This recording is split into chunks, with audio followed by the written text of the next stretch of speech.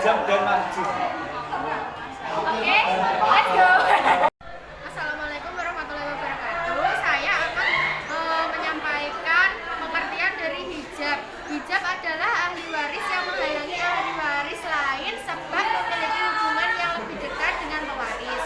Kemudian pengertian mahjub. Mahjub adalah ahli waris yang terhalang tertutupi oleh ahli waris yang lebih dekat sehingga tidak bisa mendapat bagian warisan. Hijab sendiri terdiri dari dua, yaitu hijab nuskon dan hijab himan. Hijab nuskon adalah ahli waris yang menghalangi ahli waris lain sehingga bagian ahli waris tersebut berkurang dari semestinya.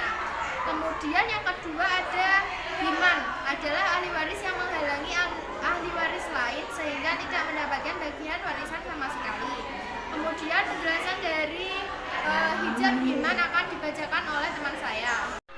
Poin pertama yaitu nenek dari garis ibu gugur haknya karena adanya ibu. Yang kedua, nenek dari garis ayah gugur haknya karena adanya ayah dan ibu.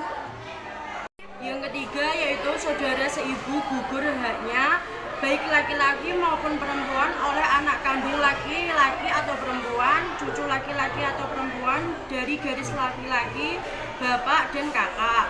Yang keempat, saudara seayah laki-laki atau perempuan gugur haknya oleh ayah, anak laki-laki kandung, cucu laki-laki dari garis laki-laki dan saudara laki-laki kandung.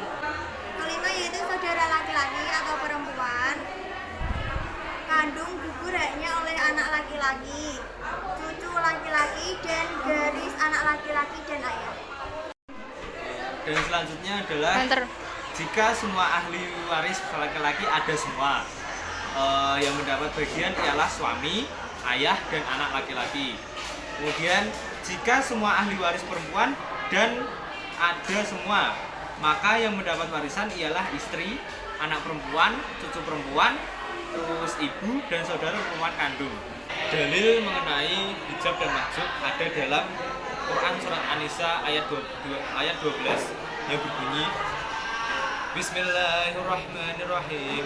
Walakum nisfu ma taraka azwajukum illam yakul lahunna walad wa in kana lahunna walad falakum ar-rubu' mimma tarakna min ba'di wasiyati yushina biha aw dayn walahunna ar-rubu' mimma taraktum illam yakul lakum walad wa in kana lakum waladun falahunna thumnu mimma taraktum ba'di wasiyatin tusuna biha aw dayn wa in kana rajulun yurasu kalalatan aw imra'atun wa lahu akhun aw ukhtun falikulli wahidin minhum as-sudus fa in kanu aktsara min dzalika fahum syuraka'u fis-sulusi min ba'di wasiyatin yusa biha aw dayn غير مضر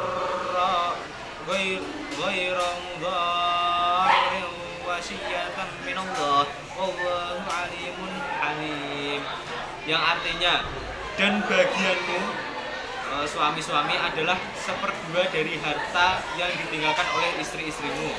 Jika mereka tidak mempunyai anak, jika mereka itu mempunyai anak, maka kamu mendapat seperempat dari harta yang ditinggalkannya. Setelah dipenuhi wasiat yang mereka buat atau dan yang telah dibayar utangnya, para istri memperoleh seperempat harta yang kamu tinggalkan jika kamu tidak mempunyai anak. Jika kamu mempunyai anak, maka para istri memperoleh 1/8 dari harta yang kamu tinggalkan setelah dipenuhi wasiat yang kamu buat atau dan setelah dibayar utang-utangmu. Jika seseorang meninggal, baik laki-laki maupun perempuan, yang tidak meninggalkan ayah dan tidak meninggalkan anak, tetapi mempunyai seorang saudara laki-laki seibu atau seorang saudara perempuan seibu, maka bagi masing-masing dari kedua jenis saudara itu 1/6 harta.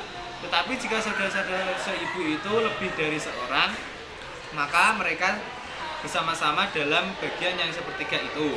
Setelah dipenuhi wasiat yang dibuat atau setelah dibayar utangnya dengan tidak menyusahkan kepada ahli waris, demikianlah ketentuan Allah. Allah Maha Mengetahui, Allah Maha Penyantun.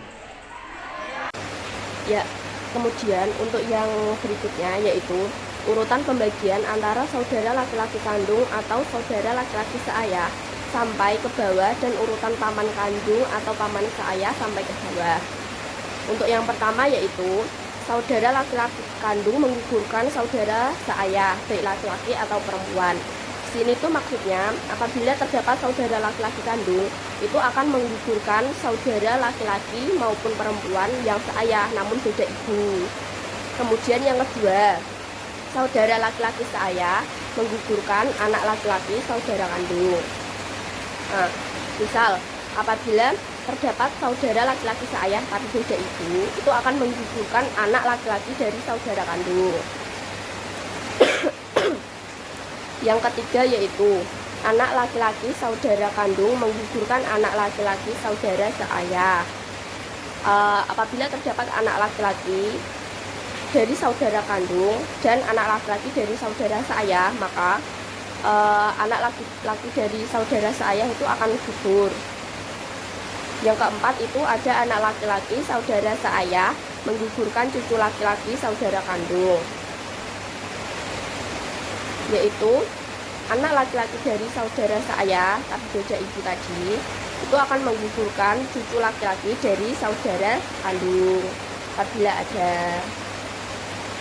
Kemudian yang kelima yaitu cucu laki-laki saudara kandung menggugurkan cucu laki-laki saudara seayah.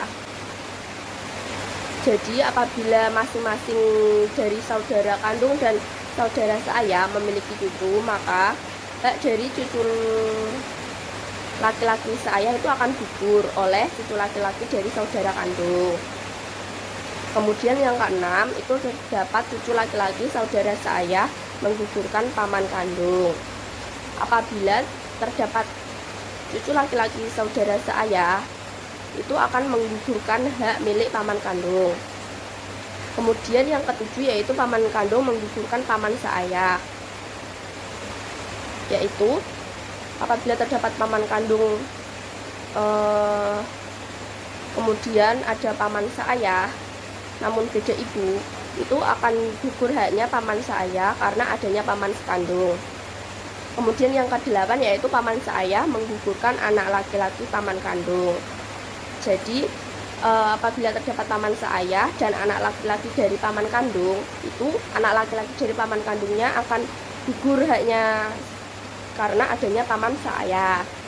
Kemudian yang ke-9 yaitu anak laki-laki paman kandung menggugurkan anak laki-laki paman seayah. Ya, apabila paman kandung dan paman seayah memiliki anak laki-laki, itu anak laki-laki dari paman seayah akan gugur haknya karena adanya anak laki-laki dari paman kandung. Kemudian yang berikutnya yaitu anak laki-laki paman seayah menggugurkan cucu laki-laki paman kandung. Nah, apabila terdapat anak laki-laki paman seayah dan cucu laki-laki paman sekandung, itu haknya akan gugur milik cucu laki-laki paman sekandung karena adanya anak laki-laki dari paman seayah. Kemudian yang 11 yaitu cucu laki-laki paman kandung menggugurkan cucu laki-laki paman seayah. Jadi apabila masing-masing dari paman kandung dan paman seayah memiliki cucu, itu cucu dari laki-laki paman seayah akan gugur haknya karena adanya cucu dari laki-laki paman kandung. Jadi kesimpulannya bahwa hijab dan mahjub merupakan proses terhalangnya seseorang untuk mendapatkan warisan atau mendapatkan bagian yang lebih banyak karena adanya seseorang yang mempunyai kedekatan hubungan dengan pewaris. Kemudian dalam prakteknya ahli waris yang terhijab bisa antara dua kemungkinan, yaitu nuskon dan hirman. Nuskon sendiri yaitu hasil waris tetap mendapatkan warisan, namun bagiannya berkurang, dan hirman yaitu ahli waris tidak mendapatkan bagian-bagian sama sekali.